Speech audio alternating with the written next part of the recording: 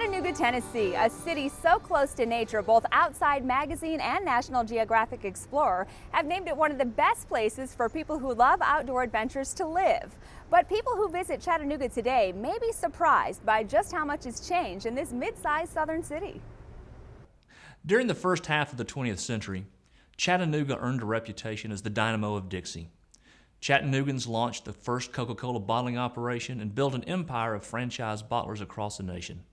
Other local business people established national food brands like Moon Pie and Little Debbie Snack Cakes and built up insurance ventures into the companies that would become Unum and Blue Cross Blue Shield of Tennessee. And more than anything else, Chattanooga was a foundry town. The city thrived and grew wealthy. But by the late 1960s, Chattanooga was choking on its own prosperity. Smokestack industry provided jobs, but it also shrouded the city in smog. Longtime residents say Chattanooga's air pollution was so bad drivers frequently used their headlights to see during the day. They also described the shock they felt when Walter Cronkite reported that the federal government had cited Chattanooga for having the dirtiest air in America. Galvanized to action in 1969, even before the U.S. Environmental Protection Agency came into existence the following year, the Chattanooga City Council worked with local doctors and manufacturers to establish local air quality standards by ordinance. And they launched the Chattanooga-Hamilton County Air Pollution Control Bureau to handle permitting and monitoring. Area manufacturers voluntarily invested $10 million in emissions controls. The effort was so successful that in 1974, Chattanooga became one of the first eastern cities to win federal attainment status. But even as the federal government applauded Chattanooga as a national model for addressing its air quality issues, the city had begun a period of long, slow decline. Something had doused the city's entrepreneurial fire. And I swear you could have put a cannon out on either side of Broad Street and fired a salvo down through there and you'd never hurt anybody. The community began losing population, and in the after hours, Chattanooga's downtown was more like a ghost town. But even as it seemed the once great Dynamo of Dixie might go out, not with a bang but a whimper, Chattanoogans came together to find a way forward with a commitment to being helpful and hopeful. We took note of lessons learned from other cities as we developed our own brand of public visioning, collaboration, and public-private partnership that has come to be known as the Chattanooga Way. Cleaning up the air proved a defining community experience as Chattanoogans formulated a vision of revitalizing the city by reconnecting with its river roots.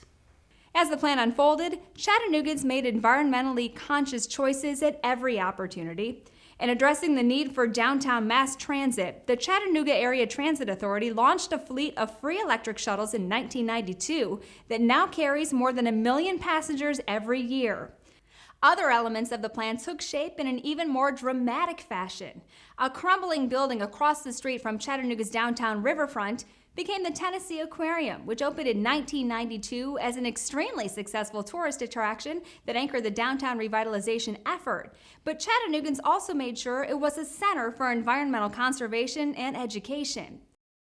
A vehicle bridge so unsound it was closed and slated for demolition became the Walnut Street Pedestrian Bridge in 1993, providing a vital connection between the north and south side of the Tennessee River, so attractive it's become a destination in its own right, especially since it offers such a perfect vantage on the waterway below. A riverfront brownfield bordered by a crumbling shopping district and troubled neighborhood became Coolidge Park in 1999. This riverfront green space, which serves as the community's living room, revitalized North Chattanooga as a shopping destination and a sought-after place to live. But Chattanoogans were still not satisfied. In 2002, they undertook a second round of revitalization. Envisioned in public meetings, the 21st century waterfront carried a $120 million price tag. True to the Chattanooga Way, 50% of the funding came from private companies and foundations, with the city of Chattanooga increasing the hotel-motel sales tax to raise the public share of the project. The massive effort revitalized 129 downtown acres and included expansions to the Tennessee Aquarium, the Hunter Museum of American Art, and the Creative Discovery Museum, as well as the establishment of Ross's Landing Park on the south side of the river and Renaissance Park, a wetlands preserve on the north shore. The project also included a new city pier, boat docking, public art, and pedestrian connections among all of these amenities. As important as marquee efforts like the 21st century waterfront redevelopment, Chattanooga's success story is founded in its ability to sustain efforts to realize visions established decades ago. First conceived in the early 1980s, the Tennessee Riverwalk consisted of a 1-mile segment when it opened in 1992.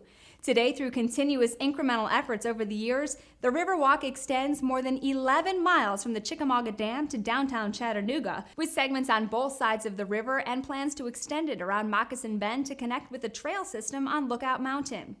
At the same time, community leaders sought ways of balancing environmental sustainability with economic vitality. In 2002, the city of Chattanooga and Hamilton County began acquiring parcels of a 6,000-acre brownfield to establish a new industrial park. The U.S. Army established the Volunteer Army Ammunition Plant during World War II to make munitions. The extremely caustic manufacturing operation continued for several decades. As the Army completed environmental remediation and began transferring the property, the city and the county set aside 3,000 acres as a nature preserve and asked the Chattanooga Chamber to coordinate efforts to recruit major employers to the rest of the property. When Volkswagen announced plans to establish a new automotive assembly plant in the United States, Chattanooga entered the fierce 7-month competition that began with more than 300 communities vying for the project. In the final stages of the recruitment process, having met Volkswagen's expectations related to site preparation, infrastructure, workforce, and incentives, Chattanooga told its own green story and appealed to Volkswagen's focus on environmental stewardship by promoting the value of redeveloping a remediated industrial site. On July 15, 2008, Volkswagen chose Chattanooga for the construction of a $1 billion auto assembly facility that directly employs more than 2,500 people and spurred the creation of about 10,000 more jobs. In doing so, Volkswagen became the first of a string of major job creation announcements in the Chattanooga area. In constructing our new facility, Volkswagen embraced the environmental values we share with Chattanooga by adopting the mantra of establishing a green plant to make green cars in a green city. In 2011, Volkswagen Chattanooga became the first and to date only manufacturing facility in the world to achieve LEED Platinum certification. That puts the car maker at the head of a long list of local LEED facilities, including Blue Cross Blue Shield of Tennessee's corporate campus, Hamilton County's business incubator, and public and private buildings of all kinds. Chattanooga's city-owned utility EPB also joined the ranks of LEED certification when its headquarters became the first existing structure in Chattanooga to achieve LEED retroactively. EPB is also leading Chattanooga's latest effort to be a better steward of the environment while accelerating job creation. In 2010, EPB deployed America's first community-wide gigasecond network. The 100% fiber optic network connects more than 150,000 homes and businesses in a 600 square mile area and can deliver up to 1 gigabit per second internet speeds. EPB's fiber optic network is the backbone of one of the nation's smartest, most advanced smart grids. If a power line goes down, the system automatically reroutes power to minimize the outage and notifies repair crews of the exact location of the problem. As a result, the smart grid has further improved EPB's already outstanding reliability by reducing outage minutes by an average of 60%. In addition, the EPB system allows EPB to offer time of use rates and collects the most accurate and comprehensive real-time power use data ever gathered on a community level. Chattanooga is also using its gig network to recruit new businesses and accelerate its rapidly growing entrepreneurial sector. These efforts have resulted in the creation of more than 1,000 jobs in just 3 years. So what's next? Chattanooga's begun a round of public visioning to develop a new strategy for the future. Thrive 2055 is broadening community collaboration to include a 16-county region and developing a plan for the next 40 years. Chattanooga's transformation into a destination for tourists and outdoor adventures on the one hand, and advanced manufacturers and cutting-edge entrepreneurs on the other, is the story of a fading foundry town that dared to envision itself becoming the best mid-sized city in America. Chattanooga.